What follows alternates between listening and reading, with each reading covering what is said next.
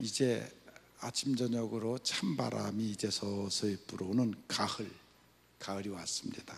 좋은 계절, 하나님이 여러분들과 함께 하시기를 바랍니다. 어제는 제가 파주에 가갖고 국회에서 이렇게 주최해 갖고 하는 추모 예배에 가서 기도를 하고 왔습니다. 그 추모하는 사람이 누구냐면 일본의 우리나라의 두 번째 대사로 왔던 가나야마라는 가나야마 마사히데라는 그 대사인데, 그런 1965년 한일이 수교되고 68년 7월 달에 우리나라의 2대 대사로 한국에 부임을 했습니다. 그래서 우리나라에서 3년 7개월간을 대사를 했는데, 그때 우리나라가 산업적으로 굉장히 어려운 때였죠. 박정희 대통령이 이 가나야마 대사를 불러서, 일본 대사를 불러가지고 당신은 누구냐 그렇게 묻더라는 거예요. 그러니까 이 가나야마 대사가 나는 일본국 주일 특명 대사입니다, 전권 대사입니다 라고 대답을 하니까 박정희 대통령이 하는 말이, 당신이 거꾸로 일을 했으면 좋겠다. 이제는 일본 대사가 아니라 대한민국 대사가 돼가지고 일본에 가서 내가 써주는 이 편지를 가지고 전달을 해서 한국의 대사로 일본에 가서 일을 하고 왔으면 좋겠다 그랬다는 거예요. 그러면서 그 대사에게 친서를 써서 줬는데, 그것은 일본 총리에게 한국에다 제철소를 만들어 달라라는 그러한 친필 친서를 보냈다는 거예요. 한국이 지금 너무 살기가 가난하고 도대체 그런 좀 큰 일을 해야 되겠는데, 제철소를 좀 만들어줄 돈과 기술을 일본에서 제공해 달라. 그래갖고 사토 총리에게 가갖고 그것을 이 대사가 가서 전달을 하면서, 만일 이것이 응하지 않으면 대사 당신 우리나라에 다시 들어오지 말아라. 당신과 우리는 완전히 외교 단절이다. 그래가면서 보냈다는 거예요. 그래서 이 대사가 일본의 그 사토 총리한테 가서 그 얘기를 다 하면서 우리나라에다가 제철소를 그 기술과 또 차관 돈을 줘서 좀 만들어 달라고 그러니까 그 총리가 하는 말이, 아니 나사 하나도 못 만드는 나라가 어떻게 제철소를 만들 생각을 하느냐, 나사 하나도 못 만드는 나라가 무슨 제철소를 만들 생각을 하느냐 그랬다는 거예요. 그러니까 이 대사가, 우리나라도 처음에는 그러지 않았냐, 우리나라도 제철소 만들기 전에 나사 하나 못 만들었던 나라 아니냐, 근데 제철소를 만들지 않았느냐 했다는 거예요. 그래갖고 그날 밤에 이 총리가 야다 그 일본의 제철소 소장과 또 경제협력 회장들을 모아가지고 이 얘기를 쭉 했다는 거예요. 그리고 그 대사가 그 설득을 시켰다는 거예요. 그래서 지금의 포항제철을 세우게 됐다. 그 역할을 한 사람이 바로 그 대사라는 거예요. 일본 대사. 그 일본 대사는 우리나라 사람들을 창씨 개명을 해가지고 일본 이름을 쓰게 할 때에 그것에 대한 자기가 회개하는 마음으로 일본 대사는 우리 김씨 이름을 가지고 한국 이름을 갖는 그런 사람으로 창씨 개명을 했습니다. 그는 1909년 도쿄에서 태어나갖고, 그 아버지는 군인 대장이었고 도쿄의 정치 외교과를 졸업 맡아서 25살에 외교관이 돼가지고 38년간 그 바티칸 주재 참사, 칠레, 폴란드, 한국, 그러면서 38년간 대사를 했는데, 그런 대학교 다닐 때 예수님을 만났고 그리고 가톨릭 신자가 됐습니다. 97년 11월 1일 그가 88세에 이제 세상을 떠났는데 그에게는 한 부인으로부터 12자녀를 두었다고 합니다. 그 중에 한 자녀를 한국 사람과 결혼을 해서 한국 사람과 살게 했고, 유언은 내가 죽거든 나의 유고를 최윤상 선생에게 맡기라. 그러면 그 최윤상 선생이 한국에다가 나를 묻게 돼 있다. 그래서 나는 한국에 묻히겠다.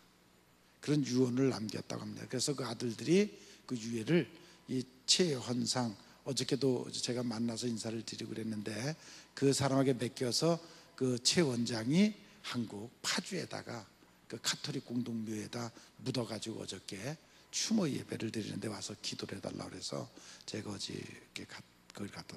그 비석에 보니까 이렇게 써 있어요. 나는 죽어서도 일본과 한국이 친선과 친하는 일에 도울 것이고, 그리고 나는 죽어서도 한국과 일본이 친하게 지내는 것을 지켜보고 싶다. 비석에 그렇게 비문이 써져 있더라고요. 1969년 12월 이제 포항제철 그 제철 공장을 지으려면 돈이 필요하잖아요. 그래서 그걸 일본에 가갖고 계속 그 경제인들과 나라에다가 얘기를 해갖고 이분이 그 차관을 받아오는 그것을 해냈어요. 어저께 이제 국회에서 주관을 해가지고 어저께 그 추모 예배를 드리는데 그 천주교 하늘교 묘원 거기 가서 예배를 드리는데 이제 기도를 했습니다. 그 어저께 드리는 예배를 그 일본 많은 기자들이 왔는데 일본 기자들도 왔더라고요. 그래서 그걸 찍어서 이번에 국회의원들이 20일 날 일본에 가서 중의원들을 만나는데 그걸 이렇게 방영을 한대요. 그러려고 어저께 그렇게 이제 그 행사를 서둘렀는데 20일 날 일본 가서 그것을 보여주면서 니네 나라 이런 사람도 있었다. 그냥 다 나쁜 사람만 있는 것이 아니고 우리나라 산업 발전에 차관을 대주고 기술을 이전시켜주고 그래서 마지막 한국에까지 자기 유고를 묻은 그러한 대사도 있었습니다.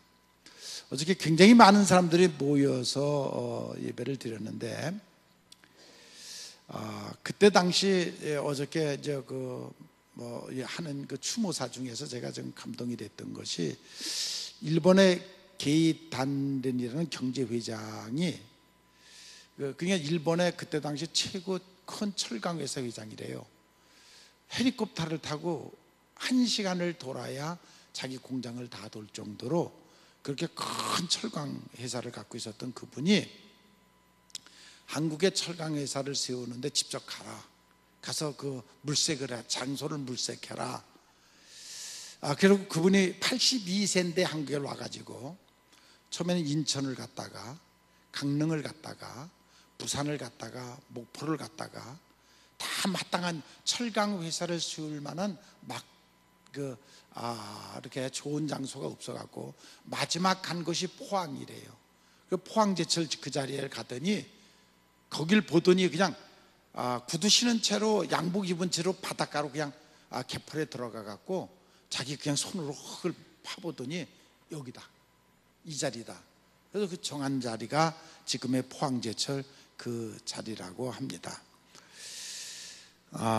장소가 얼마나 그 사람의 마음에 들었는지 그날 바로 서울에 나와가지고 종로에 제일 좋은 식당에다가 우리나라 고관 38명을 마놓고 자기가 다 내면서 대접을 하면서 그곳이다 라고 그렇게 정했다고 합니다.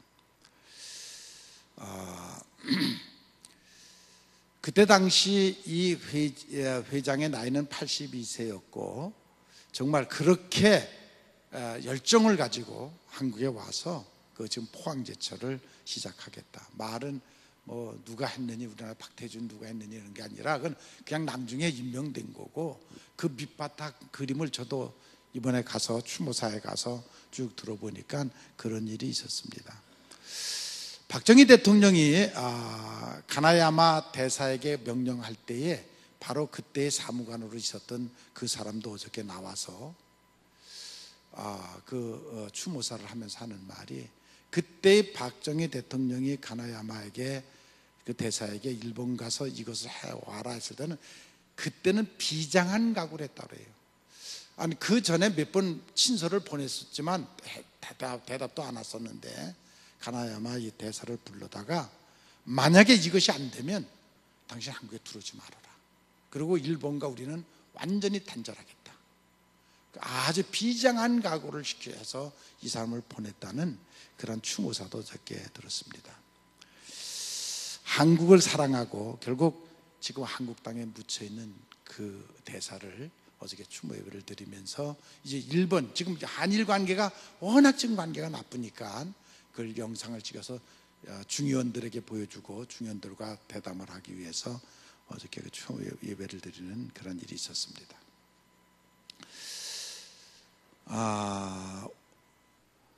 그 대사의 마음속에는 자기 아버지가 군인 대장이었기에 아마 회개하는 마음도 있을 거예요.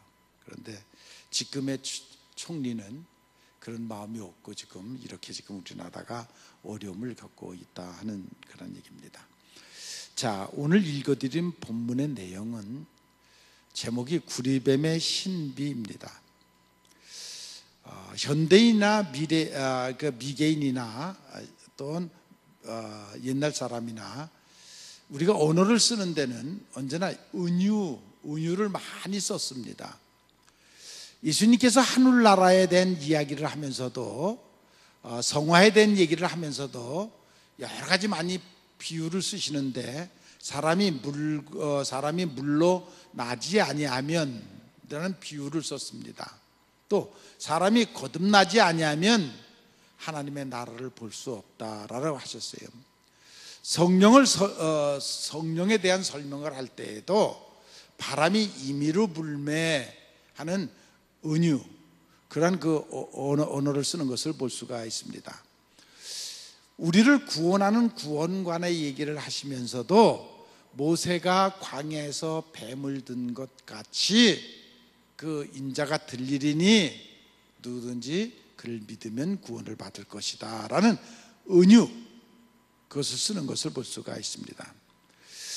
믿음이 없는 세대에 천국의 이야기를 해도 믿지를 않으니까, 아무리 설명을 해도 귀에 들어오지를 않으니까 이렇게 비유를 통해서 말씀을 하시고, 깨달을 자는 깨달으라, 들을 귀 있는 자는 들으라 하면서 은유를 쓰는 것을 볼 수가 있습니다.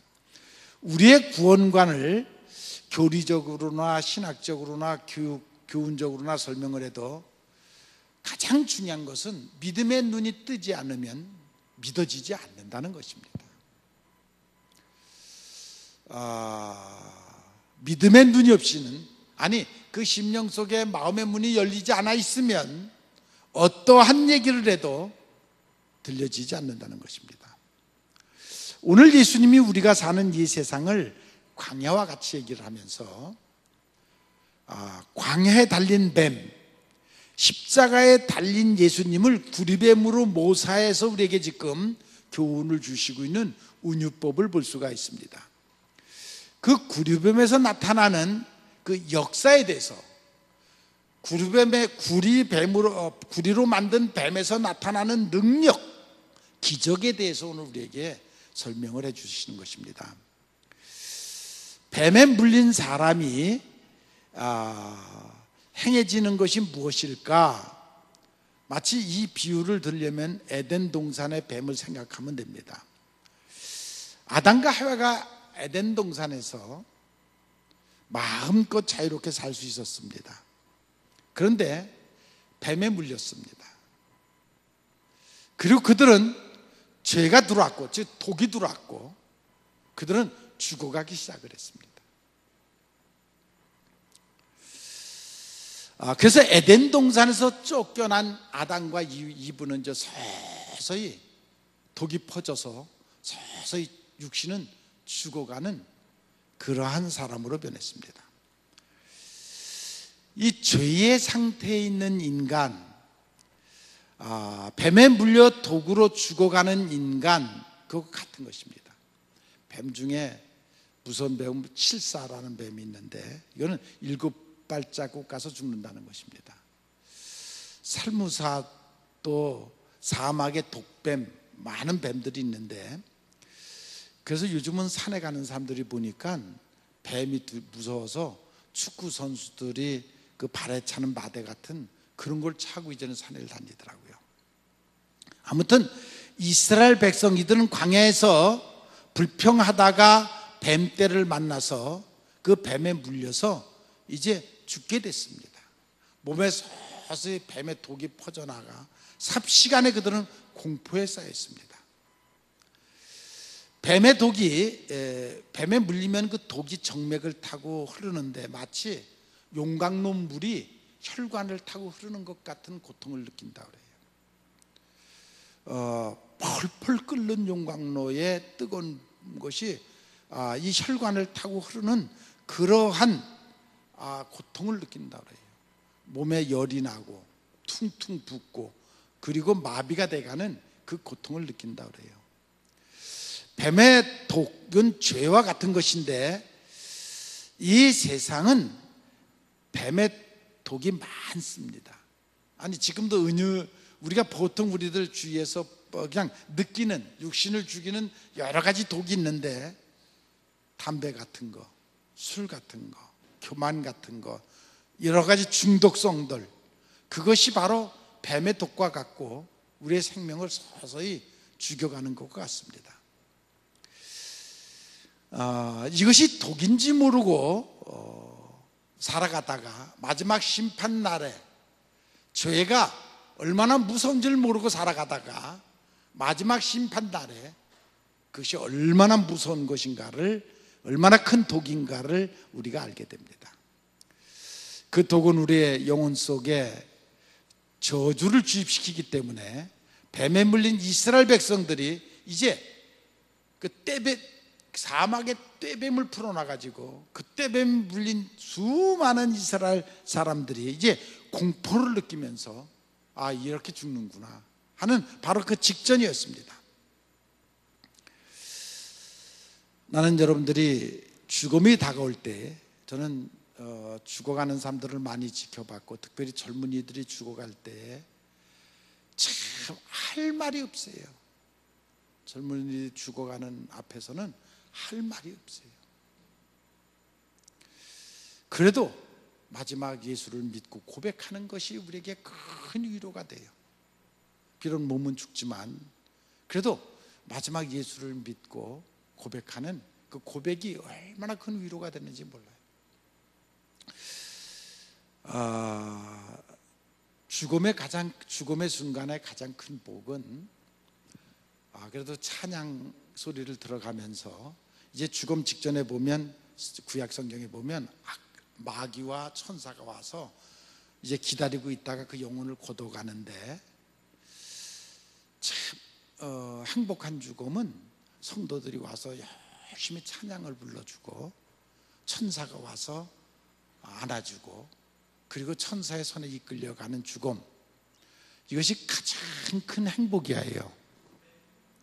근데 요즘 참 안타까운 것이 있어요. 옛날에는 누가 돌아가신다 그러면 교회에서 가서 이틀이고 3일이고 계속 밤낮으로 찬양 불러주고 그 죽음을, 영면을 지켜보고 그러는데 요즘은 다 중환자실에 들어가 있다가 접근도 못해요.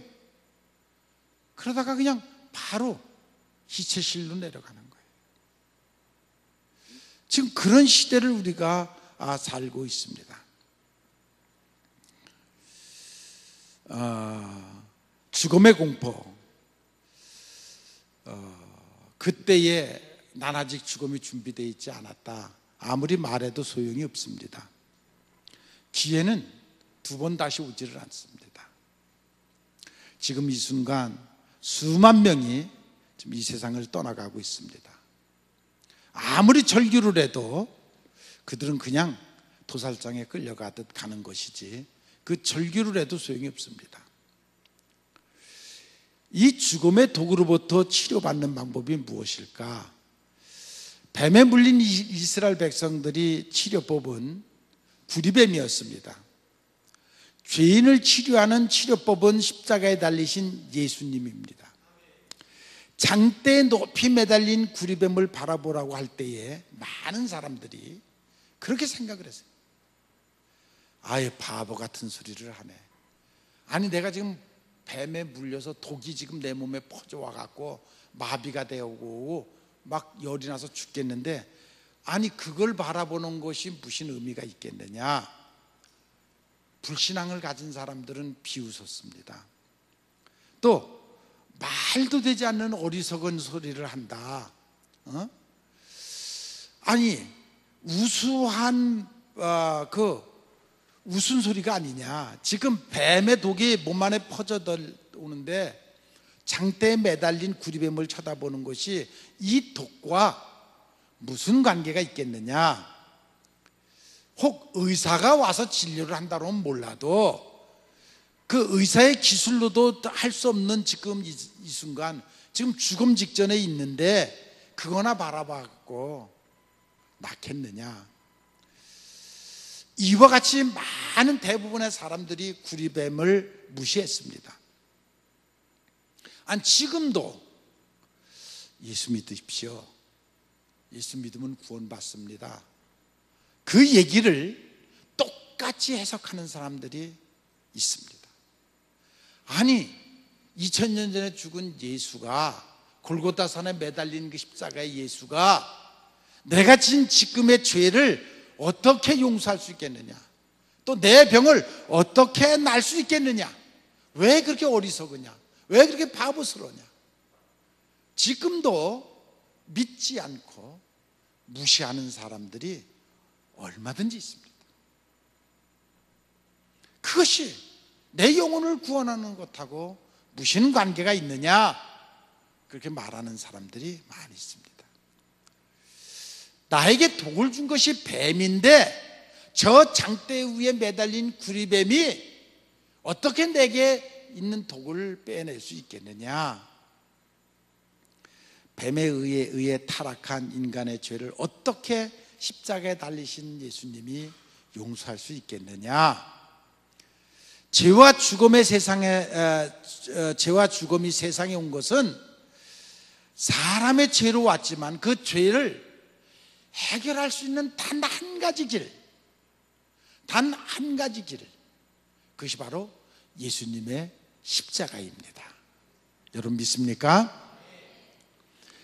예수라는 분이 왕도 아니고 왕자도 아닙니다. 정복자도 아닙니다. 그는 가난한 목수의 아들로 이 땅에 태어나서 십자가에서 죽으셨습니다.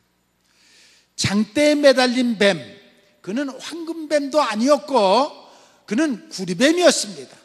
그것이 무슨 우리에게 그 독을 제거하는 유익을 줄 수 있겠느냐, 죽음 직전에서 어떻게 나를 구원할 수 있겠느냐. 많은 사람들이 그렇게 생각을 했습니다. 그러나 정말 모세가 들었던 구리뱀을 쳐다본 사람들은 다 나음을 얻었고 다 구원을 받았습니다. 이것이 구리뱀이 지니고 있는 신비입니다. 이것이 바로 장대에 매달려 있는 구리뱀이 지니고 있는 신비. 모세가 하나님께 기도를 해가지고 어떻게 내 백성을 구원할 수 있겠습니까? 할 때 하나님이 모세에게 주신 명령이었습니다.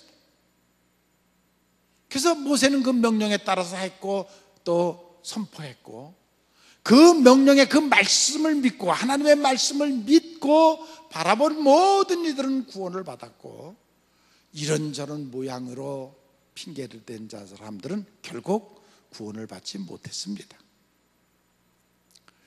이 구원의 방법이 하나님의 능력이요, 하나님의 지혜인 것을 여러분들이 믿으시기를 바랍니다. 예수님이 십자가에 흘리신 보혈의 그 피가 인간의 죄를 용서할 수 있는 보혈인 것을 여러분들이 믿으시기를 바랍니다. 그것만이 인간의 죄를 용서받고 그것만이 우리의 인간을 구원할 수 있는 유일한 길이라는 것을 여러분들은 깨달으셔야 됩니다. 그것이 진리인 것입니다. 하나님의 엄숙한 구원 방법인 것입니다. 구리뱀에 대해 듣고 그들을 경멸했지만 다른 치료 방법은 없었습니다. 우리는 지금 죄가 가득한 세상에 살고 있습니다. 아니, 매일매일 죄를 짓고 있습니다. 그러나 우리는 참 우리 스스로를 구원하는 방법이 없습니다. 매일매일 죄를 짓고 살면서도 스스로 나를 구원할 수 있는 방법이 없기에 어떻게 보면 희망이 없었습니다. 멈출 수도 없고 스스로 죄의 문제를 해결할 수도 없었습니다. 그래서 하나님께서 유일한 단 한 가지 방법, 예수를 이 땅에 보내셔서 그를 형용할 수 없는 고통과 모든 아픔을 짊어지고 십자가에서 희생의 제물이 되신 것입니다. 그러므로 그를 믿는 사람들을 구원하는, 우리 인간의 모든 죄를 대신해서 십자가를 지게 하셨고 그것을 믿고 회개하고 그러한 사람들에게 구원의 길을 열어놓으셨습니다. 이것이 신앙이고 이것이 진리이고 이것이 믿음입니다.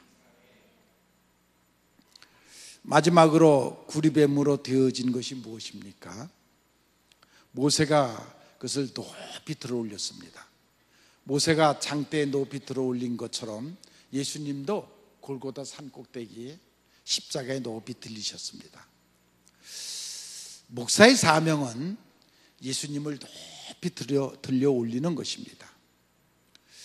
가톨릭에서는 하나님의 말씀과 말씀을 보자기에다 이렇게 싸가지고 목사들만 필요할 때 보고, 괜히 이거 평신도들이 보면 함부로 해석해서 함부로 자기 말씀 모양 만들기 때문에 그렇게 못하게 했습니다. 그리고 향을 피워서 정말 구리뱀이 잘 보이지 않도록, 십자가가 잘 보이지 않도록 해왔었습니다. 근데 이제 개신교가 생기면서 성경을 모든 이들이 마음껏 해석할 수 있도록, 만인 제사장 모양 모든 사람들이 성경을 보고 해석할 수 있도록 하셨습니다. 이제 우리는 오직 예수 그리스도의 십자가를 높이 들어올리는 일에 최선을 다해야 됩니다. 모든 사람들이 보고 구원의 길을 열어놓아야 됩니다. 목사의 일이 무엇입니까? 매일매일 예수님의 십자가를 높이 들어올리는 일입니다. 죄인들을 그리고 부르고 그 죄인들로 하여금 그 십자가를 바라보게 하고 세상 죄를 씻기는 어린 양의 십자가를 그들이 믿도록 하는 것이 목사의 사명입니다. 그리고 십자가 외에 내가 다 이뤘다는 그 주님의 음성을 듣도록 해야 됩니다. 무엇을 다 이뤘습니까? 여러분들의 모든 죄를 다 씻기시고 용서하시고 천국문을 열어놓으신 것이 바로 내가 이 땅에 온 목적을 다 이루었다는 말씀입니다. 결론적으로 이스라엘 백성은 무엇을 행하려고 합니까? 납득된 죄인들은 모세의 말을 듣고 믿고 바라보고 모세의 깃발을 쳐다봤습니다. 모세가 깃발을 들고 구리뱀을 들고 쭉 이스라엘 백성 그 성막을 갈 때에 믿음 있는 사람들은 성막에서 나와서 다 모세의 구리뱀을 쳐다봤습니다. 그들은 독이 다 빠져나갔고 다 나음을 얻었습니다. 그러나 쳐다보지 아니한 사람들, 장대에 매달린 구리뱀이 옆으로 지나가도 바라보지 않은, 그저 고개만 돌리면 바라볼 수 있고 창문만 열면 바라볼 수 있지만 그들은 믿지 않았습니다. 그들은 오히려 눈을 감았습니다. 그들은 결국 자기 독에 의해서, 그 뱀독에 의해서 그들은 다 죽었습니다. 그들은 구원받을 수 있었는데도 불구하고, 구원받을 수 있는 기회를 줬음에도 불구하고 그들은 바라보지 않았습니다. 왜? 자기 생각이 강해가지고 그들은 믿지 않았습니다. 오히려 이웃도 바라보지 못하게 하는 그러한 사람들도 있었습니다. 죽음이 얼마나 무서운가를 그들은 몰랐습니다. 한순간의 외면으로 그들은 결국은 죽었고, 그리고 영원한 지옥으로 빠졌습니다. 어리석은 사람은 믿기보다 차라리 죽는 것이 낫다라고 생각하는 그러한 사람도 있습니다. 그들은 의사를 향해 내게 해독해달라 소리쳤지만 아무도 그들을 고쳐줄 사람은 없었습니다. 어떤 사람은 예수님보다 더 훌륭한 의사를 찾겠다는 사람도 있습니다. 나는 예수가 필요 없다고, 나는 내 스스로가 완벽한 삶을 살아가고 있다라고 외치는 사람도 있습니다. 그러나 그것은 잘못된 판단이고 아주 어리석은 판단입니다. 그 판단으로 그는 지옥에 빠집니다. 문둥 환자가 세상으로부터 격리됐듯이 처음에는 그들이 증상이 발가락 하나, 손가락 하나 없어지다가 온몸에 번지듯 대부분의 사람들이 내가 뭐가 죄냐? 내가 고까지 쬐끄만 죄 가지고 내가 진 죄는 아주 사소한 죄다. 그래서 십자가를 바라보지 않습니다. 결국 그러다가 그들은 온 독이 퍼진 후에야 오라 나는 곤고한 사람이로다 하고 후회를 합니다. 지금까지 신의 이름을 더럽혔고 외면했다 할지라도 이제 우리에게 중요한 것은 예수님의 십자가를 바라보는 일입니다. 내가 지금까지 어떻게 살아왔다 할지라도, 어떤 죄를 짓고 살아왔다 할지라도 지금 우리에게 필요한 것은 예수님의 십자가를 바라보는 것입니다. 오직 그것만이 나를 구원할 수 있다고 믿는 것입니다. 오직 예수 그리스도만이 나의 구세주라는 그 사실을 우리는 믿어야 됩니다. 우리는 늘 뱀에 물리고 있습니다. 여기를 가나 저기를 가나 그냥 죄질 일이 너무나도 많이 있습니다. 한 번 물려도 죽는데 하루에도 몇 번씩 우리는 뱀에 물림, 독이 들어옵니다. 그럴 때마다 우리에게 필요한 것은 오직 십자가를 바라보는 것입니다. 십자가를 믿는 것입니다. 그것만이 우리의 죄가 용서받는 것입니다. 나는 여러분이 이 새벽에, 이 아침에 정말 눈을 크게 뜨시고 영의 눈을 뜨시고 십자가를 바라보십시오.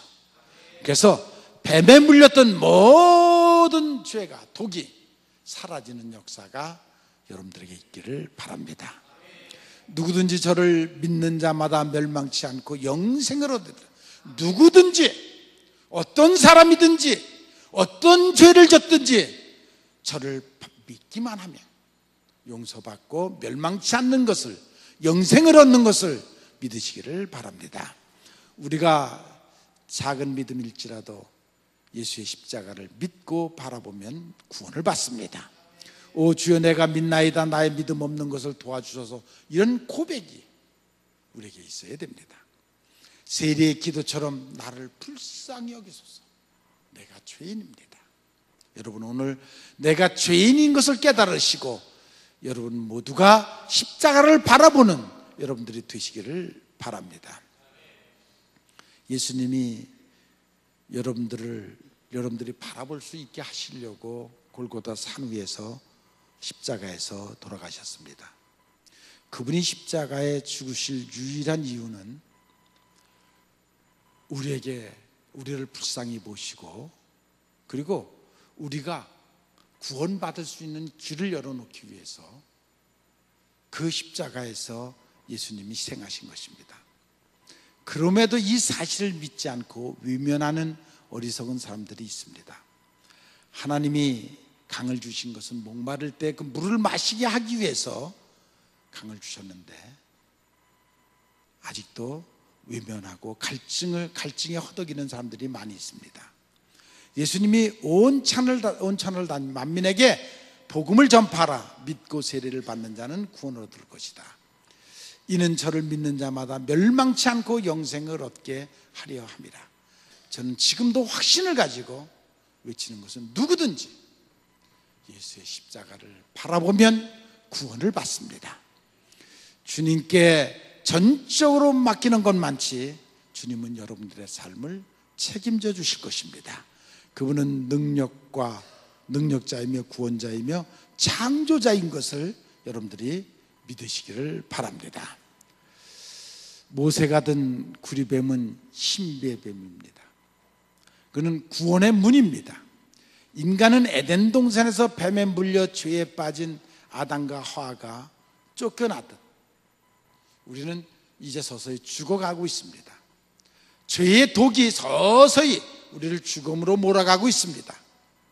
우리의 영혼이 구원받는 길은 바로 모세가 든 구리뱀처럼 골고다에 달리신 예수님의 십자가, 예수님이 이 땅에 오신 목적, 구리뱀처럼 골고다 십자가 위에 높이 달리시기 위해서 이 땅에 오셨고, 그리고 누구든지 그것을 바라보는 자는 구원을 주시기 위해서 십자가에 달리신 이 비밀을 여러분들이 깨달으시기를 바랍니다. 우리의 구원을 이루어 놓으신 것입니다. 예수님의 십자가를 바라보십시오. 그리고 믿으십시오. 그리고 구원의 문으로 들어가는 여러분들이 되시기를 주님의 이름으로 축원합니다.